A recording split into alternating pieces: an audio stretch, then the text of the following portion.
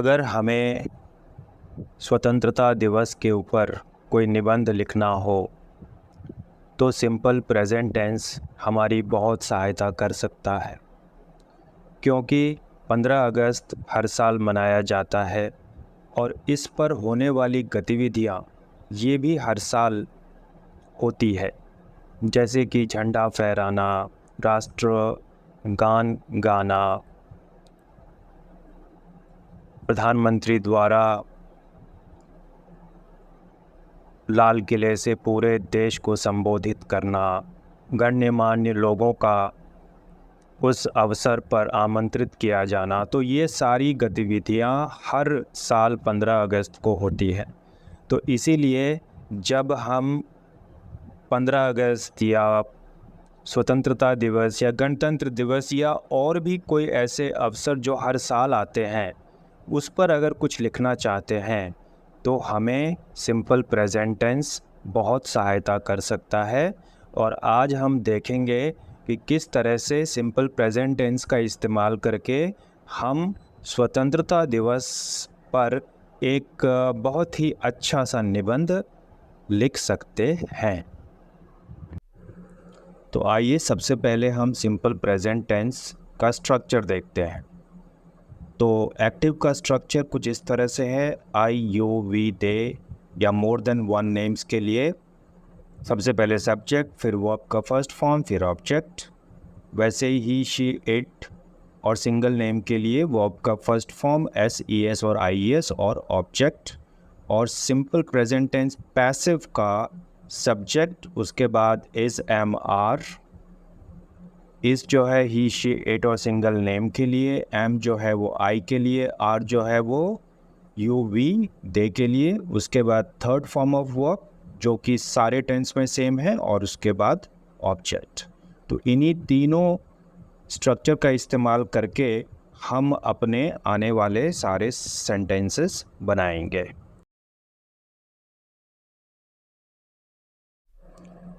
तो आइए पहला सेंटेंस हम देखते हैं।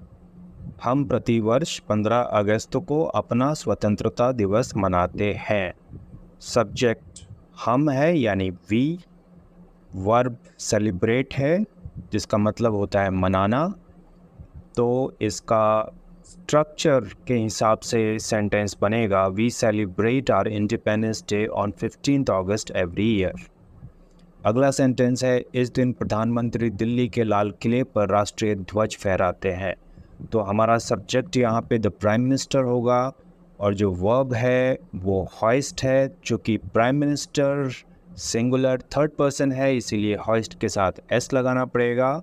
और इसका ट्रांसलेशन कुछ इस तरह से होगा, on this day the prime minister hoist the national flag at Delhi's Red Fort. अगला सेंटेंस, इस अवसर पर प्रधानमंत्री लाल किले से पूरे देश को संबोधित करते हैं। फिर से हमारा सब्जेक्ट द प्राइम मिनिस्टर है और संबोधन करने को हम एड्रेस बोलते हैं। तो on this occasion the prime minister addresses the whole nation from the Red Fort.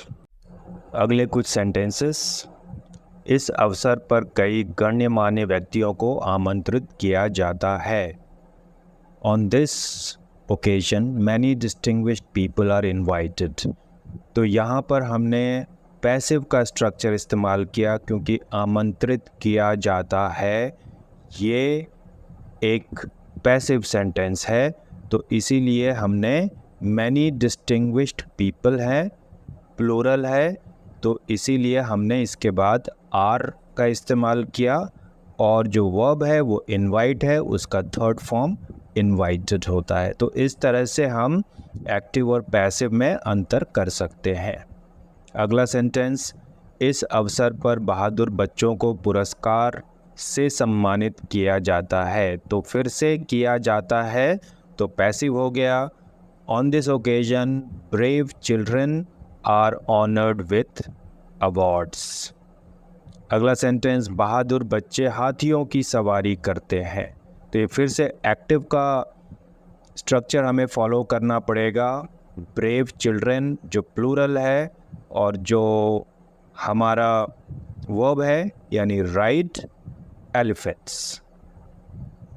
अगला सेंटेंस, इस दिन हम अपने अस्त्रों और शस्त्रों का प्रदर्शन करते हैं।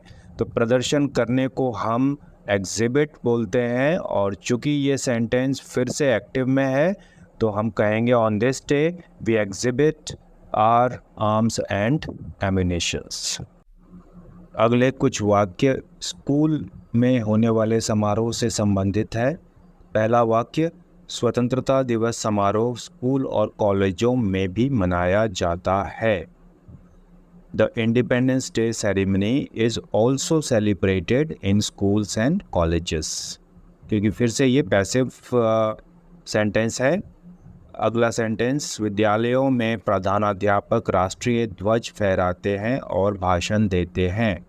In schools the principal hoist the national flag and delivers a lecture. इसके बाद विद्यार्थी राष्ट्रगान गाते हैं। एक्टिव सेंटेंस है। There after students sing national anthem.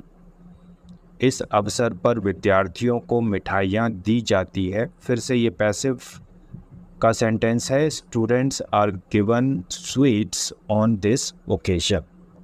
कुछ सेंटेंसेस, इस अवसर पर विद्यार्थी अलग अलग तरह के सांस्कृतिक कार्यक्रमों में हिस्सा लेते हैं।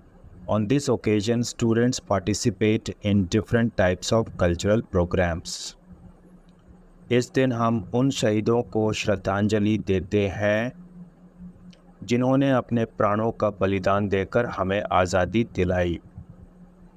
On this day we pay tributes to those martyrs who sacrificed their lives to give us independence। यहाँ पर एक हिस्से में हमने पास्ट का इस्तेमाल किया है, वैसे ही हमें सदा शहीदों के योगदान और बलिदान को याद रखना चाहिए। तो चूँकि अंत में चाहिए आ गया, इसीलिए ये एक तरह का एडवाइस है और यहाँ पर हम शुड का इस्तेमाल करेंगे। तो we should always remember the contribution and sacrifice of the martyrs. तो इस तरह से हम सिंपल प्रेजेंट टेंस के मैक्सिमम स्ट्रक्चर्स का इस्तेमाल करके एक छोटा सा ऐसे इंडिपेंडेंस डे पे लिख सकते हैं। अगर आप चाहें तो और भी इसमें काफ़ी कुछ जोड़ा जा सकता है, लेकिन चूँकि वीडियो बहुत लंबा ना हो जाए इसीलिए मैंने कुछ चुनिंदा वाक्यों को ही इस वीडियो में शामिल किया है।